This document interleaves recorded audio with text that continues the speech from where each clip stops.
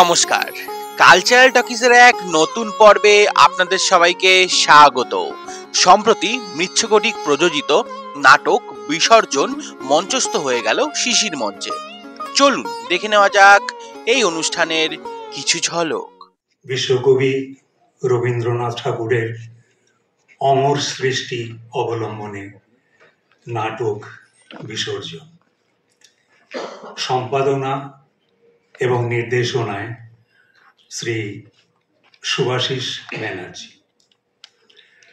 আজকের এই শুভ সন্ধ্যায় আমরা আমাদের এই নাটক প্রথম উপস্থাপন করার লগ্নে প্রধান অতিথি হিসেবে আমরা পেয়েছি পশ্চিমবঙ্গ নাট্য একাডেমির সদস্য এবং সচিব ডক্টর হৈমন্তী চট্টোপাধ্যায় মহাশয়কে এবং বহরমপুর রঙ্গাশ্রমের পরিচালক শ্রী সন্দীপ ভট্টাচার্য মহাশয়কে।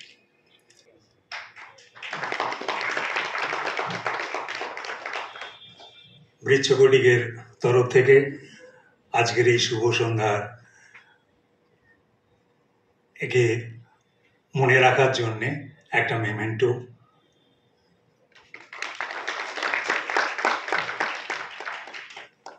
আর আজকের এই সন্ধ্যায় আমরা একটা মৃচ্ছকটিকের তরফ থেকে ব্রোশিওর উদ্বোধন করছি, ওনার হাতে আমি তুলে দিলাম।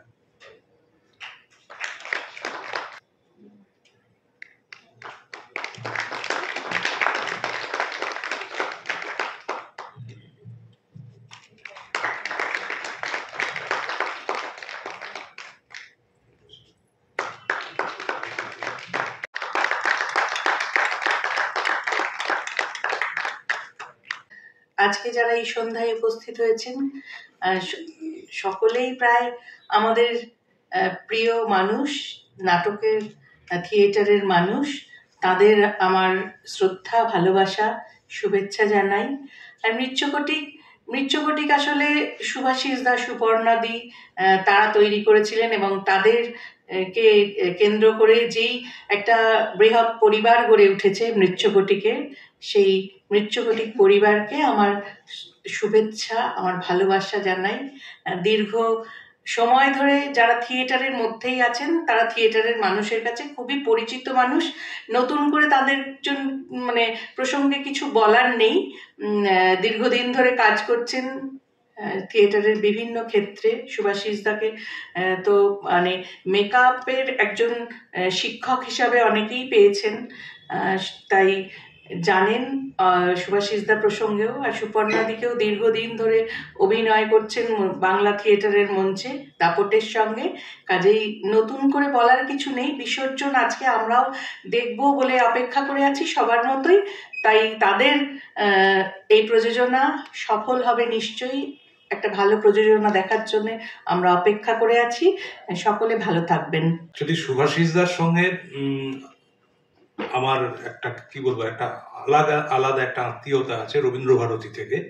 আমরা একসঙ্গেই পড়াশোনা করেছি। আমি যদিও শুভাশিস দাই বলি, এবং একসঙ্গে যখন শুভাশিস দা আমাকে ফোন করলো যে এত তারিখে আছে তুই আয়, খুব এক্সাইটেড হয়ে গেছিলাম, কারণ সেই দিনগুলো মনে পড়ে যায় আর কি। অবন মঞ্চে সারা রাত ধরে কাজ করা এবং তাদের কাছ থেকে অনেক কিছু শিখেছি সেই সময়টাতে।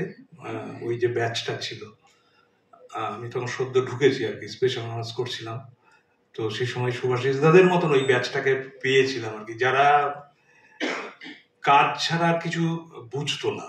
সেই সময় নানান ধরনের প্রোডাকশন হয়েছে, যে প্রোডাকশনে আমিও কি করে যেন ইনভলভ হয়ে গেছি। এবং এদের কাছে শুভাশিস দা বেসিক্যালি একটা অলরাউন্ডার মানুষ আর কি। সে কি জানে না আমি জানি না, এই নাটক যেটা দেখবেন সেখানকার কস্টিউমও শুভাশিস দা সেলাই করেছে। তো এইরকম মানুষের সঙ্গে থাকতে পেরে কি বলবো, নিজেকে খুব গর্ববোধ হয় যে এই মানুষগুলোর সঙ্গে আমি সময় কাটিয়েছি।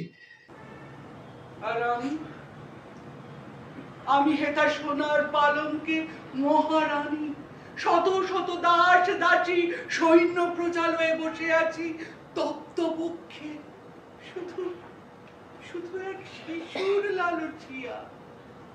মোর শিশু চিনিবে না তারে,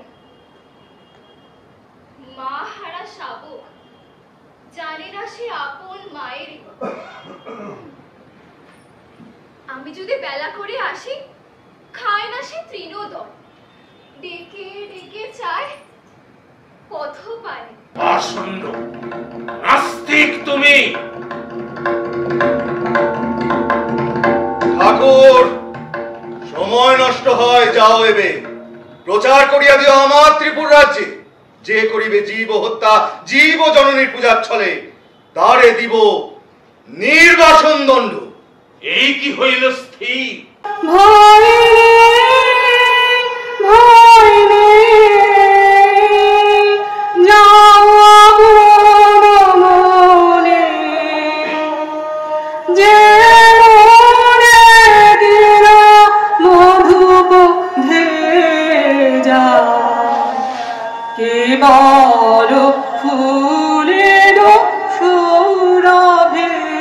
দেবী, আমি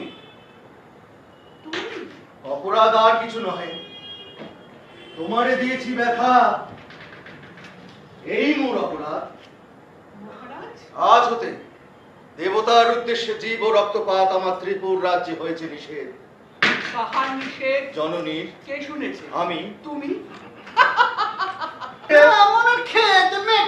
মিছে রাগ করিস, আমাদের কি আর বলার মুখ আছে?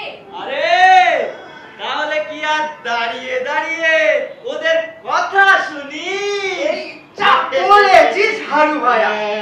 হ্যাঁ, আমার অল্পতে একটু রাগ হয়, এটা সত্যি। রাগ হয়? আক্রমণ করো তারে। ঠিক পাপ পরামর্শ। প্রভু, এ কি পরীক্ষা মারে? ওই কার ভৃত্য? ছাড়ো চিন্তা, ছাড়ো খেদ, কাল নাই আর মিষ্ট ভাষণে। নাহি চিন্তা, নাইও কোনো দ্বিধা। যে পদে রেখেছেন দেবী, আমি তাতে রয়েছি অটল। জয় সিংহ, জয় সিংহ, বলি আনো করি পূজা। সৈন্য নহে, সৈন্য নহে প্রভু। কালী পূজা পাঠিয়েছে, আমরা আছি। ঠিক খবর পেয়েছে, আমরা আছি। হ্যাঁ, তাই তো আর এদিকে সৈন্য আসছি। জয় মা। ঠাকুর, রানীমা পূজা পাঠিয়েছেন। জয় রানীমা, জয়। আমার কথায় অবিশ্বাস? না না, অবিশ্বাস অবিশ্বাস কিছু মাত্র নয়, কিন্তু দৈবাতের কথা যদি নাই হয়। অন্যতা হবে না কভু। অন্যথা হবে না কবু। আমি হব রাজা, আমি হব রাজা। এই দেখো প্রভু, রাজা হয়ে মন্ত্রীটারে দেব দূর করে। এই যে স্বপ্ন নহে, মন্দির ছেড়ে দুজনেই চলে যায়। জয় সিংহ, জয় সিংহ, দূর করে দাও, দূর করে দাও ওই বালিকারে, দূর করে দাও। আমরা ঠাকুর দর্শন করতে এসেছি। ঠাকুরন কই, কই ঠাকুরন কই? দেবী নাই, দেবী তো গিয়েছে। সে কি কথা ঠাকুর? এ কি সর্বনাশ! আমাদের অপরাধ কি? অপরাধ? মায়ের জন্য এক ফোঁটা রক্ত এনে দিতে পারিস না তোরা? এই তোদের অপরাধ। থাকতে আর তো পারলি নে মা, পারলি কই, থাকতে আর তো পারলি নে মা, পারলি কই, কোলের সন্তানে ছাড়লি কই, পারলি নে মা, পারলি কই। নক্ষত্রের হস্তলিপি, শান্তির সংবাদ হবে, বুঝেছ?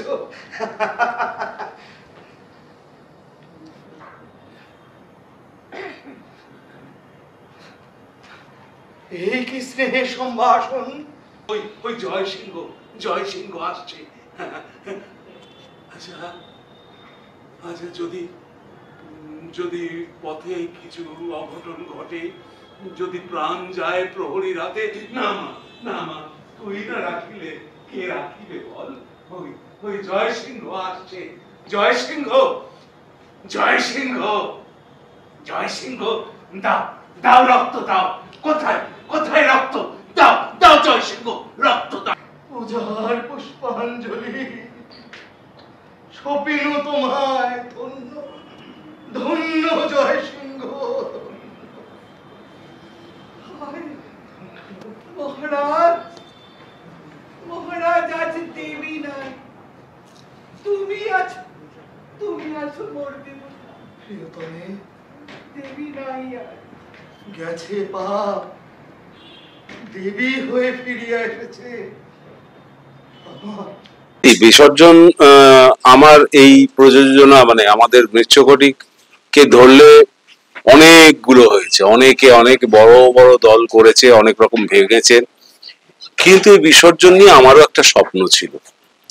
স্বপ্ন এটাই ছিল, যখন আমরা পড়াশুনো করতাম তখন রবীন্দ্র চর্চা নিয়েও যখন আমরা খুব মগ্ন ছিলাম, তখন না একটা কথা বারবার মনে হতো যে রবীন্দ্রনাথ যখন লিখছেন একটা নাটক তখন তো কিছু উদ্দেশ্য নিয়ে লিখছেন।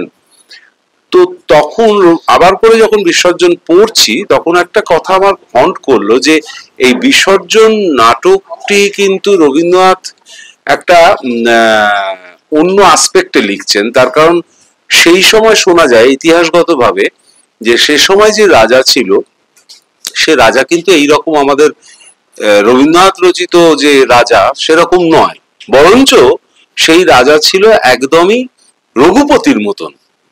এইখান থেকে রবীন্দ্রনাথের জেহাদ যে রাজা কেমন হওয়া উচিত, রাজা আদতে কি আছে, এই দুটোকে নিয়ে লিখছেন যখন, তখন দেখা যাবে টেক্সটের মধ্যে আছে রাজা যখন কথা বলে বেরিয়ে যাচ্ছে তখন যে কথার রেস ধরে রাজা বেরিয়ে যাচ্ছে, সেই সময় তার টেকনোলজি উন্নতি ছিল না, তাই জন্যে পরের সিন তৈরি হচ্ছে বটে রঘুপতির ওই কথার মধ্যে দিয়ে, অর্থাৎ রাজার সিন হলেই রঘুপতির সিন পাচ্ছি পাশাপাশি।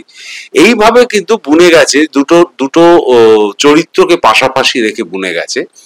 সেটা আজকের দিনে দাঁড়িয়ে আমার কাছে মনে হয়েছে যে সেটাকে যদি একটু প্রকাশ করা যায়, চেষ্টা করেছি আমি প্রকাশ করার।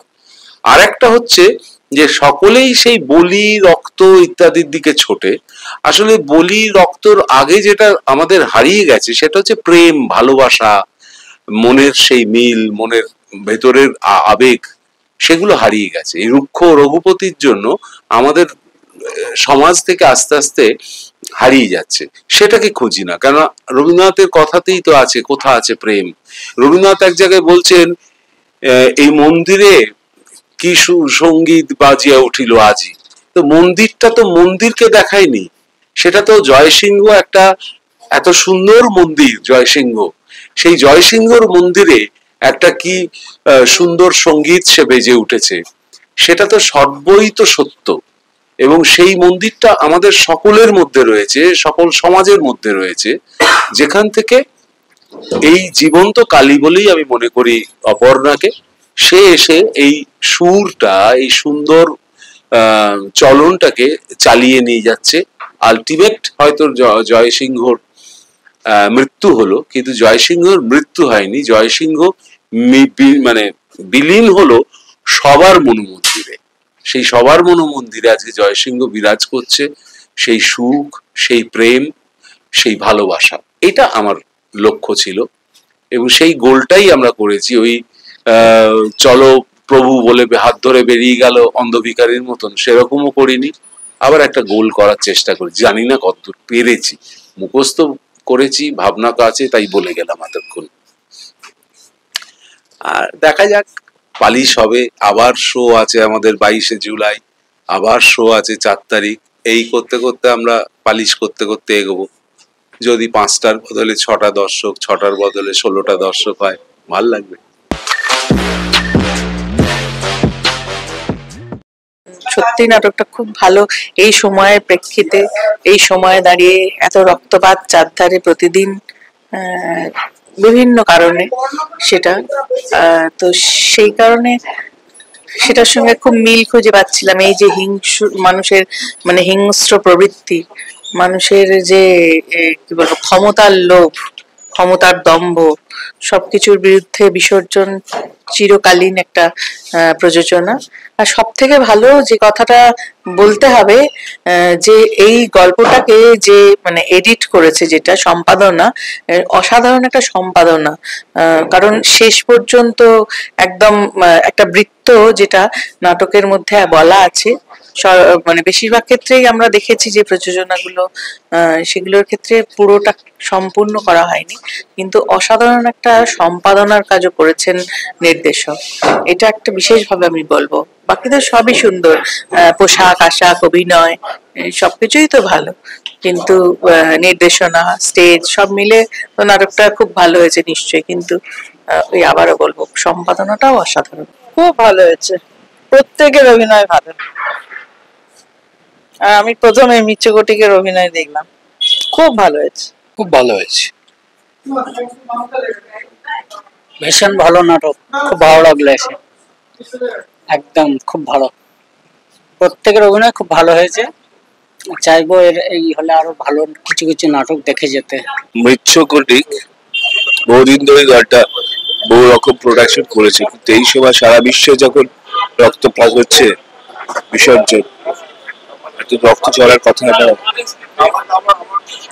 এই মধ্যে দিয়ে নাটকের মধ্যে দিয়ে এই সময় দাঁড়িয়ে সুভাষিসদা যে কাজটা করলো, খুব সুন্দর একটা কাজ, খুব সময় দিয়েছি কাজটা দেখতে পেরে যাচ্ছে। আর বিসর্জন আরো হোক, আর রক্তপাত না ঘটুক, মানুষের মঙ্গল হোক, আর মিচ্ছকটিকে জয়। নমস্কার। সুন্দর, প্রত্যেককে ভালো মেকআপ নিজেরাই করেছেন যদিও ওনারা, কিন্তু প্রত্যেকের সুন্দর মেকআপ, সুন্দর অভিনয়, খুব ভালোভাবেই ফুটিয়ে তুলেছে রবীন্দ্রনাথের। তো এটা একটা খুব মানে নামকরাই গল্প, সেটাকে নাটকের এতে আঙ্গিকে ফুটিয়ে তুলেছে, এটা খুব সুন্দর হয়েছে। সত্যি মানে এখনকার সমসাময়িক ভাবে যে জিনিসটাকে তুলে ধরা হয়েছে, এটাকে এডিট করে সুন্দর করে উপস্থাপনা, সত্যি খুব ভালো লেগেছে। মানে এত সুন্দর লেগেছে, আমি তো হাঁ করে বসে বসে দেখছিলাম, যে সত্যি ভালো। আর উপস্থাপনা, সুভাষিসদার প্রযোজনা, উপস্থাপনা সব খুব সুন্দর, খুব ভালো, খুব ভালো লেগেছে। খুবই ভালো লেগেছে আমাকে। আজকে আলাদাভাবে সুভাষিসদা বলেছে, আমি বর্ধমান থেকে এসেছি। খুব ভালো হয়েছে, সবকিছু মিলে সার্বিকভাবে নাটকটি ভীষণ ভীষণ ভালো লেগেছে। হ্যাঁ, খুব ভালো হয়েছে।